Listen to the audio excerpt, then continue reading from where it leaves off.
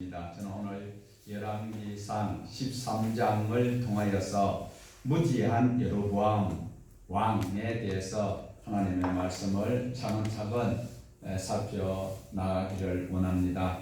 여러분, 이제 입동이 지나자마자 완전히 겨울이 되었습니다. 자, 그렇지만 오늘 우리는 하나님의 말씀 속에서 다시 우리가 해야 될 일들을 해야 되기에 지난 시간에 보았던 것을 추억하면서 이스라엘 땅에 우리나라의 조국 사태보다도 더한 무서운 일이 벌어지고 있는 장면을 우리가 보았습니다. 왜냐? 두 나라가 생겼습니다. 원래는 한 나라였는데 둘로 쪼개졌다라는 것입니다. 우리나라도 분단의 아픔을 겪고 있기 때문에 이 북이스라엘과 남유다를 보면 굉장한 이해가 우리는 빠르게 될 수가 있습니다. 왜 이런 일이 벌어졌을까?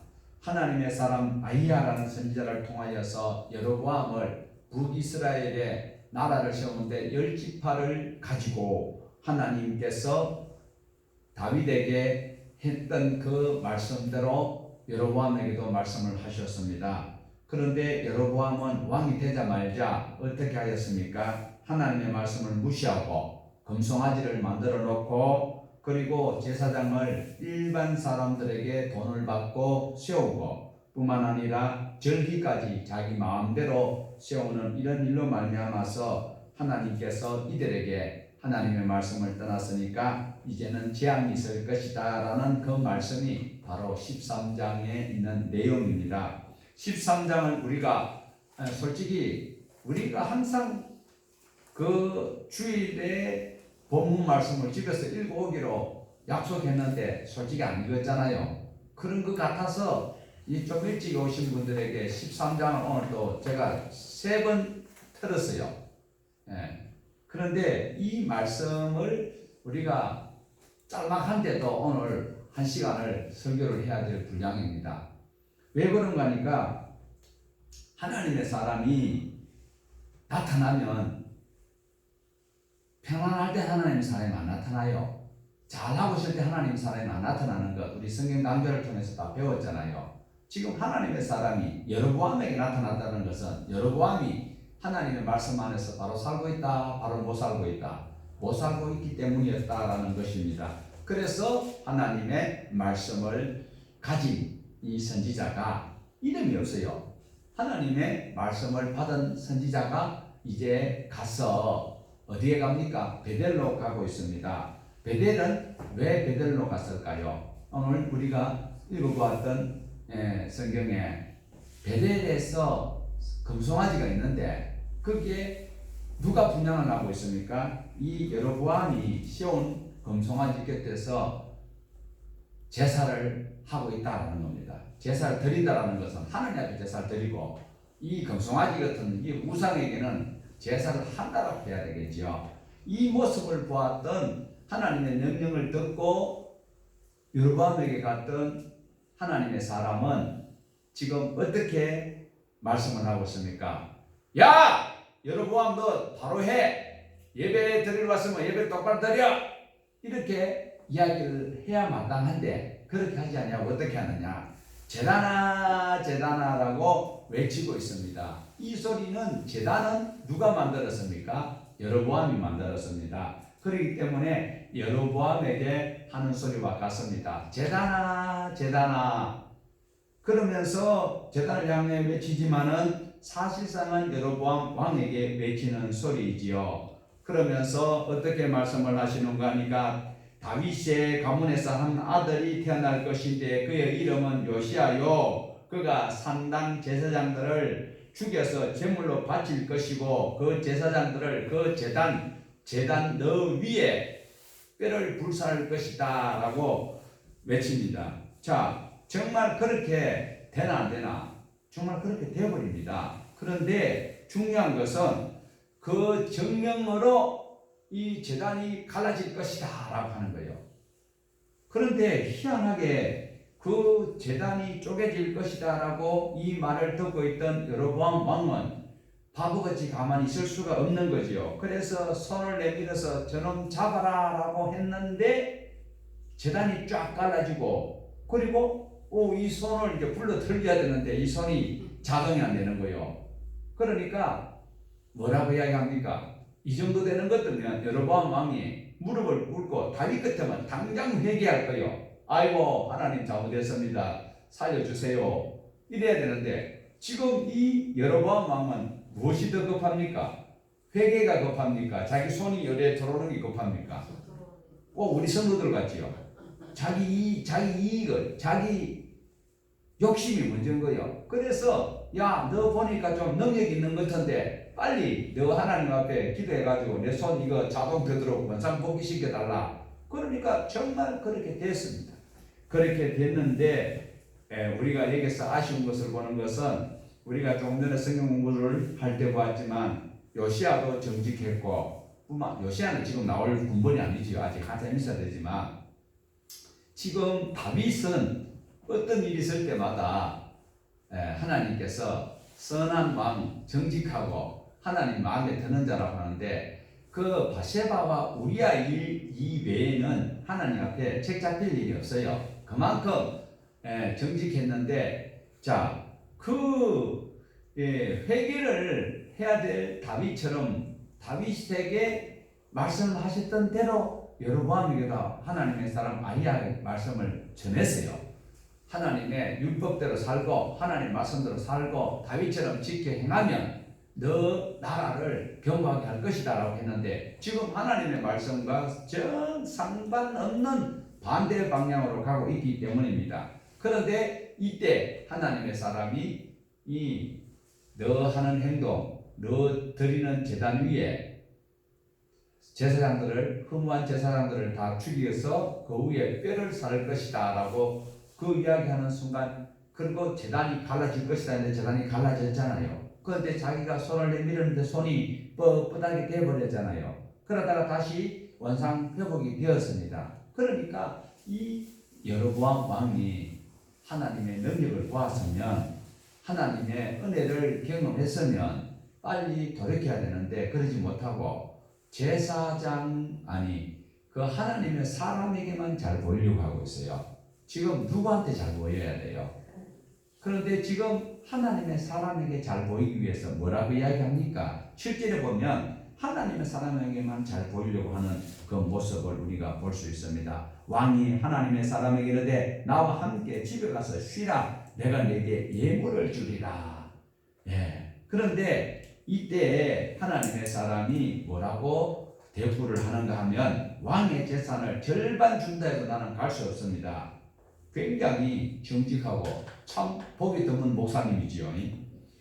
왜 이렇게 멋진 말씀을 전가하는고 하니까 뜻도 먹지 말고 이 소리는 우리말로 하면 밥이지요. 그래 밥도 그들의 말대로 빵도 먹지 말고 물도 마시지 말고 그리고 온 길로 되돌아가지도 말고 다른 길로 둘러서 예루살렘으로 돌아오라고 말씀하셨나이다. 정말 이 귀한 말씀을 전가하는 이런 목사들이 오늘날 우리 한국에도 있으면 얼마나 좋을까요? 한국 교회만 나쁜 것이 아니라 이미 타락한 교회가 지금 우리 한국으로 넘어와가지고 우리 교회가 이렇게 지금 뻗쩍뻗쩍했다가 지금 이런 목사가 없다라는 것이에요. 오늘 13장 굉장히 중요합니다. 여러분이 그냥 성경 읽어서 그냥 재단이 갈라지고 여로보암 왕 손이 뻣뻣했다가 다시 회복되는 그것만 중요한 것이 아니라니까요. 오늘 하나님의 심정을 여기서 바로 깨달을 수 있어야 된다라는 겁니다. 왜냐? 하나님께서는 그 말씀을 빨리 전가하고 그 징조를 통하여서 그 여로보암 북이스라엘이 바로 회개하고 돌이키기를 원하시면서 하나님의 사람은 그 불의한 땅에서 조금이라도 물들지 않도록 너는 빨리 복귀해라. 하나님의 땅으로 복귀하라라는 그런 명령을 받았는 것입니다. 이렇게 하나님의 사람이 여로보암의 죄를 지적하고 그 문제들을 꼬집어서 이런 표적이 나타나는데도 불구하고 여로보암은 전혀 회개할 기미가 보이지 않고 있다는 것입니다. 하나님의 사람이 말한 대로 이루어지는가 안 이루어지는가 하면은요 300년 뒤에 대략 300년 뒤에 보면 그런 일이 일어납니다. 여러분 집에 가서 또 읽어보세요. 열왕기 하 22장부터 23장에 보면 아까 정직한 왕이라는 분 있잖아요. 요시야 왕이 등장하는데요. 23장에서 요시야 왕은 남쪽뿐만 아니라 북쪽 이스라엘의 온 산당을 찾아다니면서 다 때려부숴버리고 이렇게 산당 제사장들을 잡아다가 정말 그 불로 사질러 버리는 거예요. 이런 일들이 그대로 일어난다는 거예요. 하나님은 거짓말 안 합니다. 하나님 거짓말 안 한다니까요. 자, 한번 읽어보실까요? 시작. 또한 이스라엘에게 범죄케 한 느바시 아들 여로보암이 베델에 세운 제단과 산당을 왕이 헐고 또 그 산당을 불사르고 빻아서 가루를 만들며 또 아세라 목상을 불살았더라. 요시아가 몸을 돌이켜 산에 있는 무덤들을 보고 보내어 그 무덤에서 혈구를 가져다가 제단 위에서 불살라 그 제단을 그렇게 하니라. 이 일을 하나님의 사람이 전하였더니 그 전한 여호와의 말씀대로 되었더라. 자, 분명히 오늘 13장 2절에서 하나님의 사람이 그 베델에서 여로보암 왕이 분양하고 있는 그때에 분명히 다윗의 후손 중에서 한 왕이 요시야 왕이 이런 것이 딱 지적을 하고 있습니다. 요시야라는 이름하는 아들을 낳으니 그가 레위에 분양하는 산당 제사장을 레위에서는 제단이지요. 그리고 그 여로보암의 신복이잖아요. 그대로 이렇게 약 한 300년 뒤에 태어나는 요시야 왕이 이런 일을 했다라는 것을 말씀을 하고 있습니다. 이 일은 하나님께서 하신 말씀대로 하나님의 사람이 하나님 말씀을 전달하였는데 그대로 집행이 된다라는 것을 성경은 기록을 하고 있습니다. 다시 한 번 더 우리 이 밑에 절을 읽어보시겠습니다. 또 거기에는 산당의 제사장들을 다 제단 위에서 죽이고 사람의 회고를 제단 위에서 불사르고 예루살렘으로 돌아왔더라. 자, 산당의 제사장들이 300년 뒤까지 있었다라는 거예요.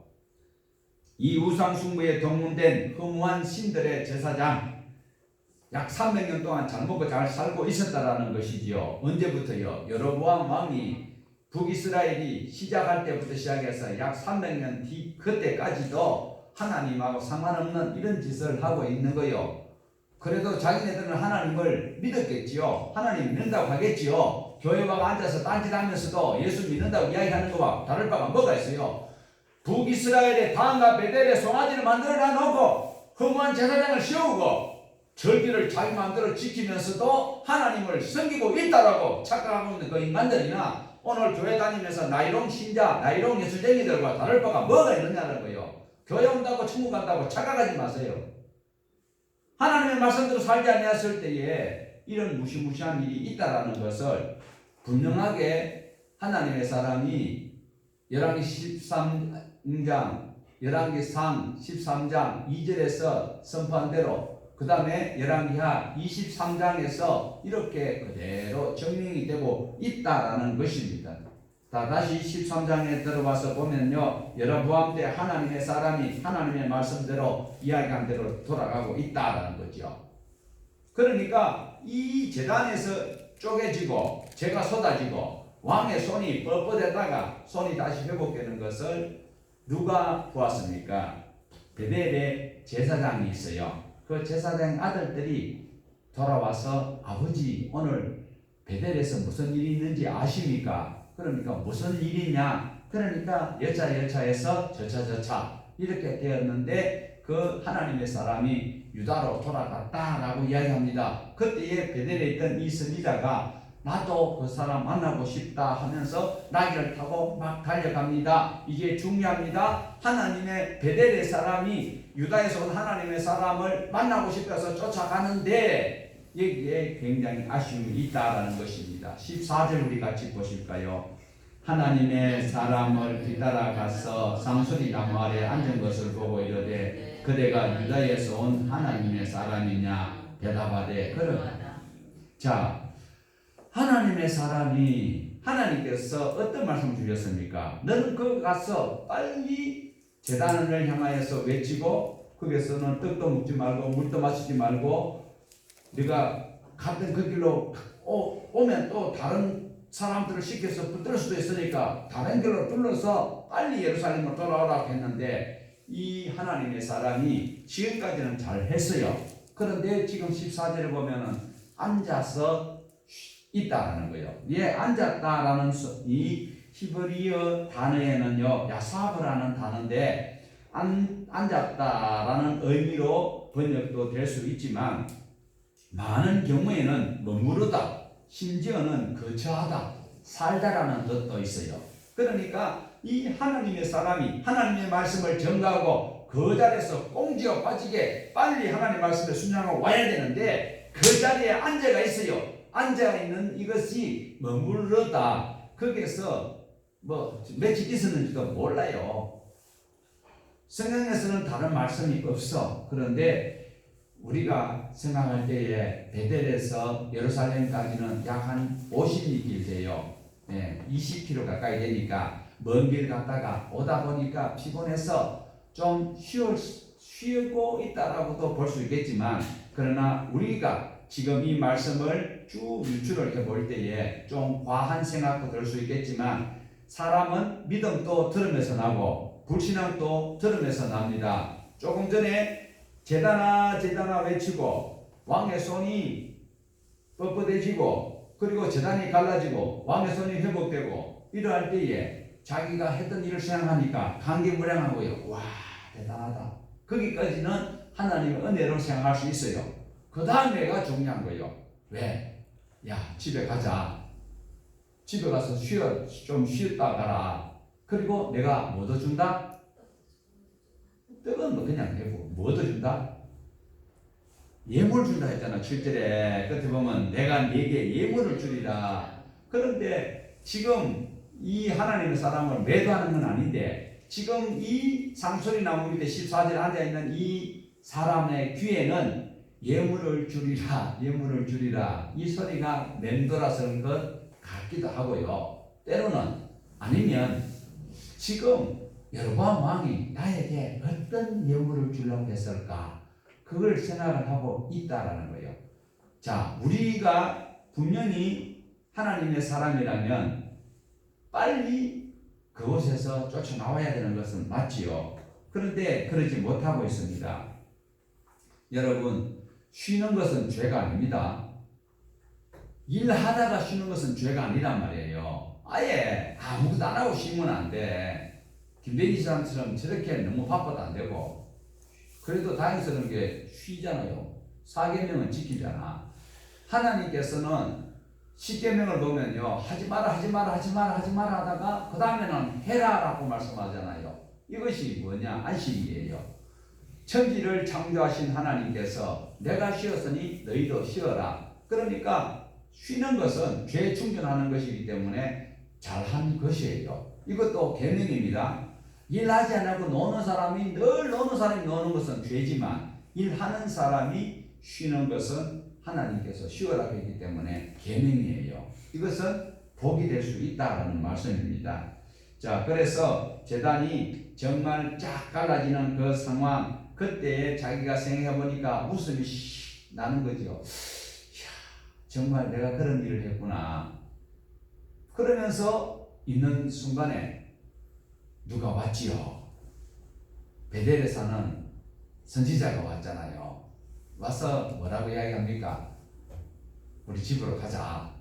나도 너와 같은 선지자다. 우리 집으로 가자 하니까, 아이고, 여로보암 왕에게 했던 이야기대로 나는 떡도 물도 마시지 않겠고 나는 왔던 길로 가지도 않고 바로 나는 갑니다. 여기까지는 좋았어요. 그런데 여기서 뭐 어떤 일이 생기는가 하니까, 나도 너와 같은 선지자인데 천사가 지금 내게 말을 한다는 거지요. 어떻게요? 자기 집에 가서 쉬었다 가라고 그렇게 이야기한다라고 거짓말을 합니다.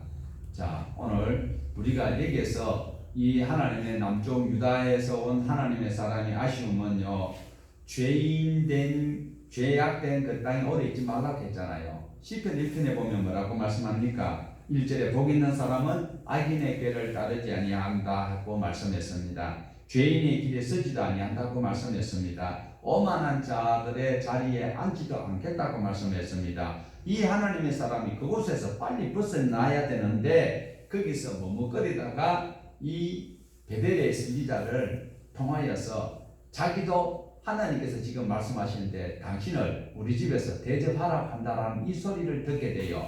오늘 많은 사람들이 나도 목사다라고 이야기를 합니다. 목사 같으면 증명을 해야죠. 뭘? 하나님의 사람인 것을 증명을 해야 돼요. 어떤 면에서 최소한 다른 거는 몰라도 하나님의 말씀은 창세기에서 요한계시록까지는 다는 몰라도 개괄적으로는 이야기를 할 수 있어야 돼요. 예, 그 정도로. 조금 전에 우리 임 목사님이 그 조혜련 씨 그 간증을 들었다고 말씀했잖아요. 조혜련 씨가 그냥 신학교 갔는 게 아니에요. 그 양반이 지금 성경 통박사 저기 가평감이 있는데 거기서 성경 공부를 몇 년간 했는지 아세요? 성경을 배워가지고 읽어야 돼요. 혼자 읽으면은 하나님의 교회나 이단에 빠지기 쉽단 말이에요. 그러니까 하나님의 말씀을 바로 알고 말씀을 듣고 이것이 하나님의 말씀인지 아닌지를 구분을 해내야 돼요. 그런데 이 유다에서 온 하나님의 사람은 베델의 선지자가 거짓말하는데 그 말 모르고 넘어가는 거예요. 그러니까 저 같은 경우에는 교만한 말씀인 것 같이 들릴 수도 있어요. 그런데 웬만큼 이래 성경을 이야기하는 거 보면 저 사람이 성경을 제대로 알고 있나 없나는 거의 100%는 아닙니다. 구분해낼 수 있어요. 하나님의 사람이라고 말하면서 내가 목사라고 이야기하면서 내가 큰 교회 담임한다고 이야기하면서 하나님의 말씀을 왜곡되게 하는 사람들이 CBS, CT에서 요즘은 구TV거리 나오더만 C채널까지 저는 들어보고 단어 한마디가 틀리면 아예 딴 데 차라리 불교 방송 틀어버려요. 예. 오늘 하나님의 사람이 잊지 말아야 돼요. 악인과의 함께 하지 말아야 되는 빨리 돌아와야 될 그 자리에 머뭇거리다가 이런 일을 당하게 된다는 거예요. 안타깝지요. 성경에 보면은요, 하나님께서 빨리 도망가라는 그런 말씀을 한 것을 볼 수가 있습니다. 대표적으로 창세기 19장에 롯에게 빨리 도망가라 했죠. 하나님께서는 도망가라 할 때가 있고요. 그리고 거기에 살아라고 할 때가 있어요. 그런데 지금은 하나님 사람은 도망을 가야 될 때입니다. 예수님께서도 말씀을 하십니다. 누가복음 9장에 보면 당시 예수님의 인기가 얼마나 좋았던지 많은 사람들이 예수님을 쫓아오겠대요. 쫓아오겠다 했으면 쫓아오면 되지. 그럼 빨리 있던 장소에서 죄악된 장소에서 하나님이 계시는 예수님께로 쫓아오면 되는데 머뭇거리고 있는 거예요. 뭐라고? 집에 갔다가 뭐 해야 되고 뭐 해야 되고. 그러니까 우리 예수님께서 하신 말씀이 쟁기를 잡고 뒤를 돌아보는 자는 어떻다? 네, 합당하지 않다고. 하나님의 나라에 합당치 않다. 교회 와서 이 자리에 앉아 있는데도 내 생각은 하나님께로 향하지 않냐고 자꾸 뒤로 돌아보고 있다면 롯의 처처럼 소음기둥이 되든지 하나님의 나라에는 합당하지 않다라는 말씀을 우리에게 다시 한번 상수리나무에 앉아있는 이 하나님의 사람을 보고 이 시간 우리가 바로 교훈을 받아야 된다라는 것입니다.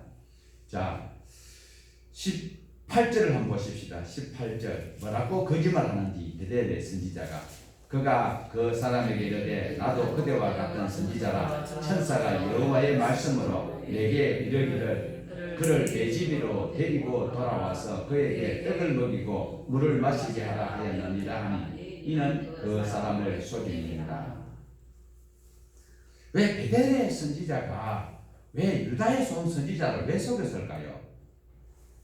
성경은 우리에게 답을 주지 않고 있습니다. 그런데 예수님 당시에 요세푸스라는 역사학자가 이야기를 하는데 이 베델의 선지자는 베델의 단이 금송아지 단이 있으니까 여로보암에게 총애를 받았던 자라라는 것을 기록한 것을 볼 수가 있습니다. 중요한 것은요, 하나님의 말씀을 듣고 온 하나님의 사람이 베델의 땅에 선 그 선지자가 하는 말을 고지봇대로 들었다라는 것 자체가 왜요? 북이스라엘에는 선지자가 지금 어떤 선지자예요? 하나님의 선지자가 없어요. 왜 없습니까? 금송아지 만들어 놔놓고 제사장은 일반 사람을 세우잖아요. 뿐만 아니라 절기는 언제? 자기 마음대로.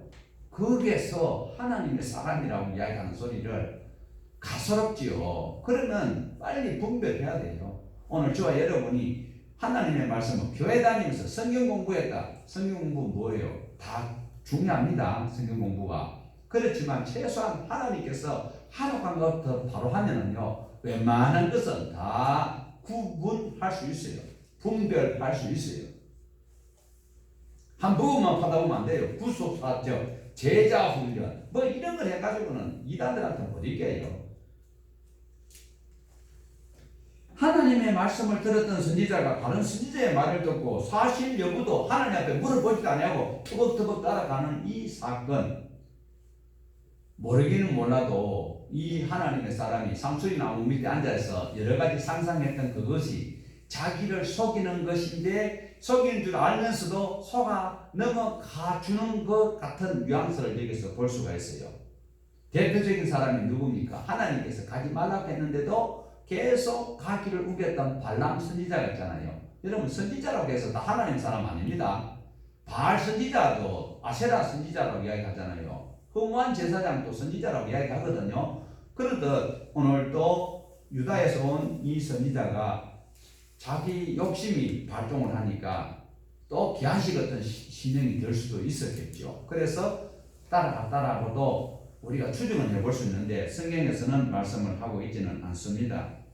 분명하게 물도 마시지 말고 음식도 먹지 말고 분명히 빨리 돌아오라고 했는데 그 명령을 지키지 않고 있다라는 겁니다. 그런데 희한한 일들이 생기고 있습니다. 어떤 일이 생기는가 하니까 베델의 선지자가 식사를 이제 대접을 하니까 이 유다에서 온 선지자가 잘 받아 먹습니다. 그런데 어떻게 된 일이냐? 우리 21절, 22절 같이 한번 보십시다. 21절, 22절 시작. 그가 유다에서부터 온 하나님의 사람을 향하여 외쳐 이르되 하나님의 말씀에 네가 여호와의 말씀을 어기며 내 하나님 여호와께서 내게 내리신 명령을 지키지 아니하고 돌아와서 여호와가 너더러 떡도 먹지 말고 물도 마시지 말라 하신 곳에서 떡을 먹고 물을 마셨으니 내 시체가 내 조상들의 묘실에 들어가지 못하리라 하셨느니라.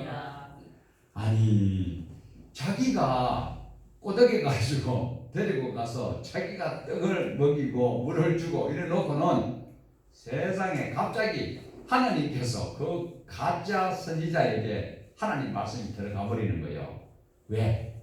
하나님의 사람이 분별력 없이 이단에 빠져 있을 때에 이단이 책망하는 소리와 같은 거예요. 그러니까 어떤 이야기를 합니까? 바로 하나님의 명령을 어기고 떡도 물도 네가 안 먹어야 돼. 맛있으니까 너는 죽어도 너희 조상 묘실에 못 들어간다. 이 말이 무슨 말이냐면 객사할 것이다 라는 그런 예언을 이 거짓 선지자를 통하여서 허무한 선지자를 통해서 하나님께서 말씀을 하나님의 사람에게 전가하고 있습니다.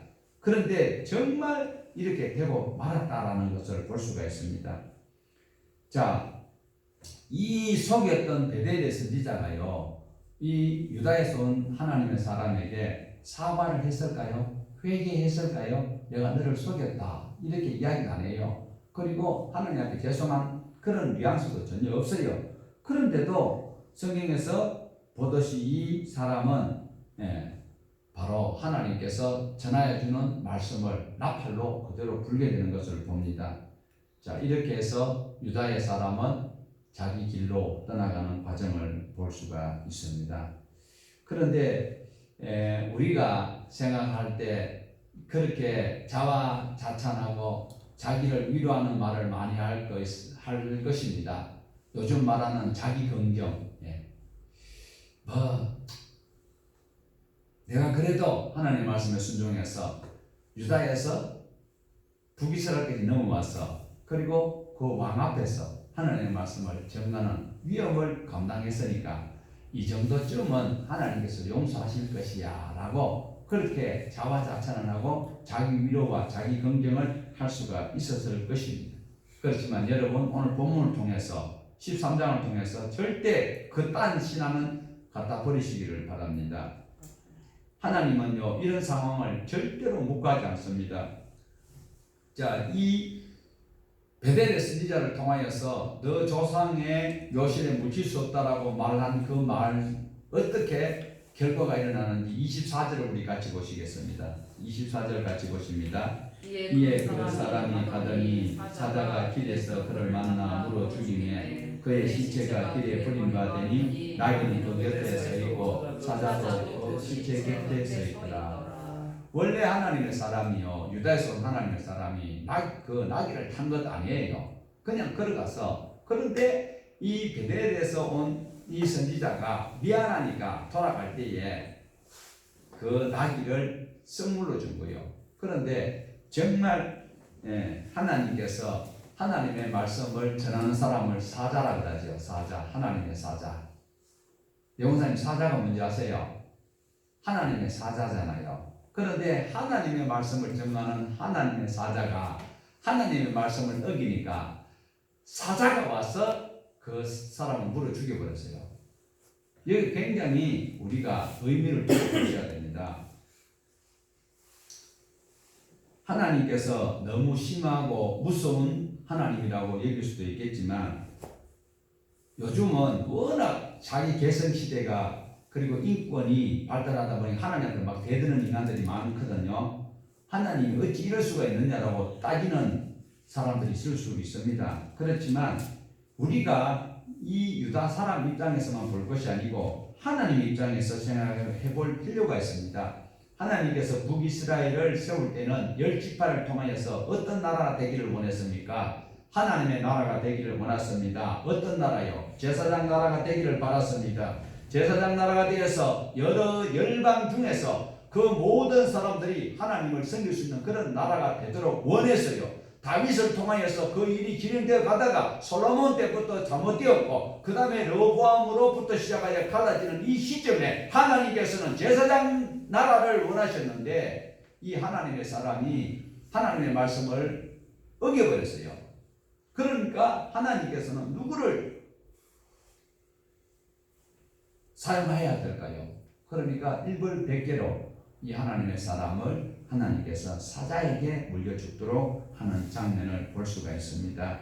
하나님께서는 솔로몬에게 부와 지혜와 명성을 주어서 제사장 나라가 되도록 했는데 그가 그러지 못하고 우상을 수입을 하고 종교 완전히 우상 올림픽 대회를 만들어버리고 말았잖아요. 그런데도 하나님께서는 포기하지 아니하시고 여로보암 왕에게 그 일들을 바로 하도록 하기 위해서 선지자를 보내었습니다. 하나님의 말씀대로 하면 내 왕위가 계속 이어질 것이다 라고 여로보암에게 이야기를 선지자를 통해서 했는데도 금송아지를 만들고 아무나 제사장을 세우고 절기를 바꾸고 이렇게 합니다. 이럴 때 하나님께서 포기하지 아니하시고 또 누구를 보냈습니까? 이제 하나님의 사람, 사자에게 물려 죽은 하나님의 사람을 보내었잖아요. 이 선지자가 하나님의 사람은 처음에는 좋았지요. 저와 여러분도 들깨 초물이라는 말 들어보셨어요? 예원사님은 아실 것 같은데 들깨가 처음에는 고소해요. 근데 나중에 그 물은 맛이 없어. 처음에는 빡딱 신앙생활 잘한다고 뜨겁게 막 주여 막 삼창 부르고 막 금식도 하고 철야도 하고 난리 지기다가 나중에 보면 조선 아빠지 방구새듯이 시들하게 돼서 그런 안타까운 일들이 일어나는 모습이 오늘 하나님의 사람이 그런 꼴을 하고 있다는 것입니다. 400년 동안 사사시대 하나님의 말씀을 안 들었지요. 그리고 왕정시대 100년 동안에도 하나님의 말씀을 안 듣고 있습니다. 사울왕 40년, 다윗 40년, 그리고 솔로몬이 또 40년. 그러면 벌써 120년이 지나가잖아요. 그런데도 하나님의 말씀을 안 듣고 있다는 거지요. 그러니까 하나님께서는 이렇게라도 하나님의 나라를 세우고 싶다라는 하나님의 심정을 여러분이 좀 이해해 주세요. 믿으시면 더 좋고 이해해 주셔도 좋고 하나님의 말씀을 전하는 사자가 하나님의 말씀을 듣지 않으니까 이 사자를 누가 물어 죽여요? 사자가 물어 죽였습니다. 이 놀라운 것은 베델의 선지자가 이 소식을 듣고 나서서요 어떻게 이야기합니까? 그 사자는 보통 사자가 아닌데 이러면서 우리 28절 한번 보십시다. 그가 가서 먼저 그의 시체가 길에 버려진 바 되었고 나귀와 사자는 그 시체 곁에 서 있는데 사자가 시체를 먹지도 아니하였고 나귀를 찢지도 아니하였더라. 지금 베델의 선지자가 이 하나님의 사람을 안 만났더라면 이 사람은 안 죽었을 것인데 자기가 꼬드겼는데 그 죽었다는 소식을 듣게 되니까 이 하나님의 사람은 보통 하나님의 사자가 아닌데 이래서 그곳에 쫓아가 봤어요. 가니까 세상에 사자가 사람을 물어 죽였어요. 그런데 사자가 물어 죽였으면 뭐 하기 위해서 물어 죽였어요? 그런데 안 먹었어요. 그리고 배가 고팠다면 사람을 해치는 것이 아니라 나귀를 해쳤을 거예요. 그런데 사람을 물었어요. 하나님의 사자를 물어 죽여놓고 나귀는 그리고 사자를 물었으면 사람을 물었으면 먹으려고 찢든지 그래야 되는데 그러지 아니었고 나귀도 써가지고 눈만 끄덕끄덕하고 있다는 것이 이상하다는 거죠. 오늘 우리는 여기서 희한한 이 광경을 하나님의 말씀으로 잘 적용할 수 있기를 바랍니다.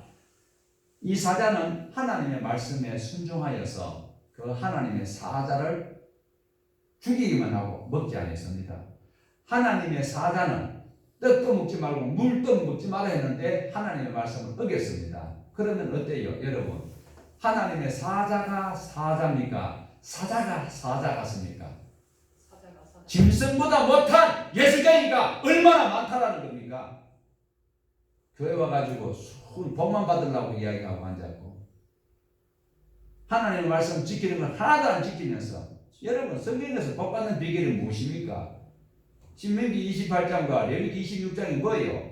바로 하나님의 말씀대로 출애굽기 20장에서 23장대로 살면 복을 받는다고 생명과 평강을 누린다고 했습니다. 하나님의 사람이 하나님의 형상이 하나님의 말씀을 안 들었는데 세상에 그 검수 짐승이 하나님의 말씀을 순종하고 있습니다. 그래서 이사야 선지자도 뭐라고 고백을 하고 있습니까?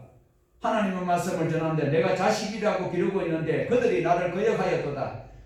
그러면서 하나님께서 얼마나 애달파하시면서 소도 제 인자를 알고 나귀도 주인을 알고만 인간들은 그렇지 못하다. 오늘 하나님의 사자가 하나님의 말씀을 정하는 자가 하나님의 말씀을 거역하는 이 시대에 저와 여러분은 성경을 어떻게 읽어야 될까요? 하나님의 말씀을 정말 말씀을 여기는 거 맞습니까?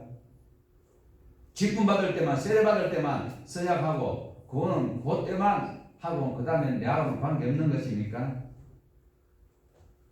여러분 이 일을 통해서 하나님께서 진짜 하고 싶은 말씀이 13장에서 뭘 말씀하고 있습니까? 하나님 하신 말씀은 그대로 이루어진다라는 것을 오늘 저와 여러분에게 상기시키고 기억하도록 하시는 말씀입니다.